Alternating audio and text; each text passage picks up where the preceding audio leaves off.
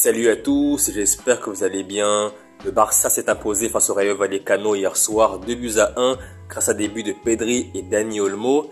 Tout va bien pour le Barça au niveau sportif, 3 matchs, 3 victoires, 9 points sur 9.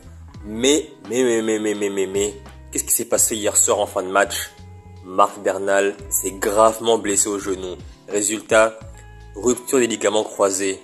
Et donc, plusieurs mois d'absence et il reviendra probablement en fin de saison. Et ça, c'est vraiment terrible. C'est vraiment une nouvelle terrible pour le Barça.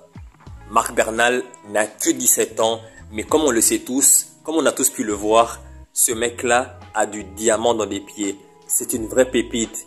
Il a vraiment un potentiel de malade. Et pour moi, sur le moyen et long terme, il sera a priori le nouveau Sergio Busquets du FC Barcelone. Et lors des matchs de préparation aux États-Unis, il avait été tout simplement époustouflant, brillant, excellent. Face au Real, face au Milan AC, face à City, ces 3 matchs-là, il avait été vraiment extraordinaire. Et du coup, qu'est-ce qui s'est passé? Andy Flick l'a récompensé en le faisant jouer tous les premiers matchs du Barça en Liga. Les 3 premiers matchs du Barça en Liga, il les a joués. Face à Valence, à Mestalla, face à Bilbao, à Montjuic, et hier soir, à Vallecas, face au Rayo Vallecano. Il a été extraordinaire durant tous ces matchs-là.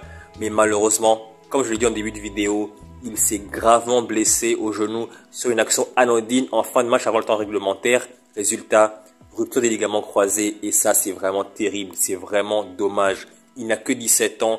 Et à ce jeune âge, il est déjà confronté à une grosse blessure. C'est vraiment dommage. Mais j'espère qu'il reviendra plus fort plus tard. Là, il est stoppé net dans sa progression. Il est vraiment coupé court. Et ça, c'est vraiment regrettable. D'autant plus que Gavi et Frenkie de Jong, les 2 joueurs qui sont a priori titulaires indiscutables pour Hansi Flick devant la défense, sont eux aussi blessés. Frenkie de Jong sera de retour probablement à la mi-septembre ou à la fin septembre. Et Gavi sera de retour au plus tôt début novembre. Donc, et en plus j'ai oublié Christensen.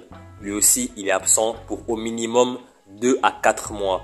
Résultat, Christensen, Gavi, De Jong et Marc Bernal, les 4 joueurs qui sont aptes à jouer devant la défense en double pivot, sont absents au FC Barcelone. Résultat, il n'y a plus personne dans l'effectif du Barça qui peut jouer devant la défense. Et ça, c'est vraiment dramatique. C'est vraiment un gros problème pour l'équilibre de l'équipe. Hansi Flick va donc devoir bricoler ce samedi face au Real Valladolid pour le dernier match du Barça avant la trêve internationale. Résultat, c'est Marc Casado qui va jouer devant la défense très probablement. Mais le problème est le suivant. Marc Casado, de base, c'est un milieu relayeur qui aime beaucoup se projeter vers l'avant et qui a besoin d'un joueur à ses côtés qui est plus défensif. Mais là, ça sera lui qui va devoir être ce joueur défensif. Donc, à voir ce que ça va donner contre le Real Valladolid ce samedi, mais j'espère que ça va fonctionner. A priori, le Barça est largement supérieur au Real Valladolid et du coup ce samedi à Montjuic, le Barça va probablement l'emporter très largement. Mais moi je pense sur le long terme, je pense à la Ligue des Champions, je pense au match face au Real Madrid, je pense au match face à l'Atlético Madrid, je pense au match face à Gérone, face aux grosses équipes européennes en gros. Et pour moi, comme Christensen est absent, Gavi, De Jong et Bernal c'est pareil, il faut absolument que le Barça trouve une solution. Le mercato se termine dans 3 jours. Mais il faut vraiment en toute urgence trouver un milieu défensif sur le marché des transferts. Même si c'est un joueur en prêt, c'est bon à prendre. Parce qu'aujourd'hui, on ne peut pas avoir un Barça avec un tel déséquilibre. En défense, ça va. En attaque, ça va. Au milieu de terrain, il y a un problème. Il n'y a pas de profil de milieu défensif. Et donc, en attendant le retour de Christensen, Gavi, Frenkie de Jong et Marc Bernal, il faut absolument qu'il y ait une solution de rechange dès maintenant. J'ai fait mes recherches et j'ai regardé. Résultat, il n'y a quasiment aucun joueur niveau Barça qui est disponible aujourd'hui, que ce soit en prêt ou sur un transfert sec. Et ça, c'est vraiment terrible. Il n'y a qu'un seul nom que j'ai trouvé qui peut jouer au Barça. Un joueur vraiment qui a un très bon niveau, c'est un milieu de terrain de classe mondiale, qui a le niveau pour jouer au Barça. Il est aujourd'hui libre, il a 28-29 ans si je ne me trompe pas, c'est Adrien Rabiot. Il était à la Juve l'an dernier et aujourd'hui il est complètement libre. Il peut signer là où il veut, mais le gros problème avec Rabiot, c'est que vraiment il a un gros salaire. Il a un énorme salaire. Je crois qu'il touche environ 7 à 8 millions d'euros net par an. Et en plus, il faudra lui payer une prime à la signature énormissime. On sait que sa mère, elle aime vraiment négocier à la dure et tout, c'est compliqué. Et du coup, au niveau financier, vu que le Barça c'est vraiment chaud, signer Rabiot c'est vraiment compliqué. Même s'il est libre, le signer c'est vraiment très compliqué. Et vu qu'Adrien Rabiot, d'après mes recherches, est le seul et unique joueur niveau Barça disponible sur le marché des transferts, et ben je pense que vu qu'il a un gros salaire, le Barça peut oublier la piste Rabiot. Mais le problème c'est quoi? C'est qu'au final, il n'y a personne de disponible sur le marché qui est au niveau du Barça. Tous les joueurs disponibles sur le marché qui sont au niveau du Barça sont soit trop chers, soit intransférables, soit ne sont pas en prêt.